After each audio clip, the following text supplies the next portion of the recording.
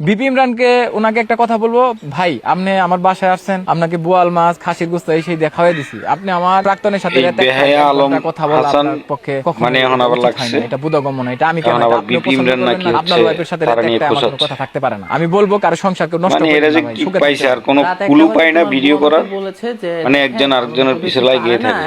আমিও তোকে পিছে লাগিয়ে রইলাম, ব্যবস্থা করতে হবে। তোরা এসব ক্যাচাল করবি, আমি করব তো করে নিয়ে আমি ওইসব ভিডিও রিমুভ দিব, ঠিক আছে? দাও না তুমি, এটা হবে আজকের থেকে পারমিশন, মানে তোমার প্রতি তাদের এই যে অভিযোগ, তোরা করতে থাক। বেয়াদব লোক, তোমার কোনো বউই থাকবে না, তোমার এই বউ থাকবে না ভাই। তোমার বউ মানে তুমি যে পারো না এগুলো আমারে বলছে, এর থেকে লজ্জা কি হইতে পারে? তুমি তোমার এলাকায় মুখ দেখাও কেমনে?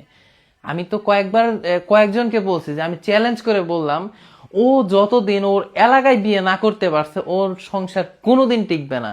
তোমার টার্গেট থাকে তুমি ডিভোর্সি মেয়েদেরকে খুঁজে খুঁজে বিয়ে করো এবং তাদেরকে আইনা ভিডিও বানাও, কয়েক লাখ টাকা ইনকাম করো, হয়তো বা কাবিনে কত দেবো, 1-1.5 লাখ টাকা দেবো।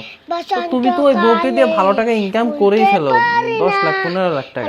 আর তুমি আমার মাছ খাওয়াইছো, বোয়াল মাছ খাওয়াইছো, এগুলা এসব বলতেছো। এইসব বোয়াল মাছ আমার গ্রামে আমি চাষ করি, আর কি বললাম, আমাদের পিসারি আছে, এগুলো আমি চাষ করি।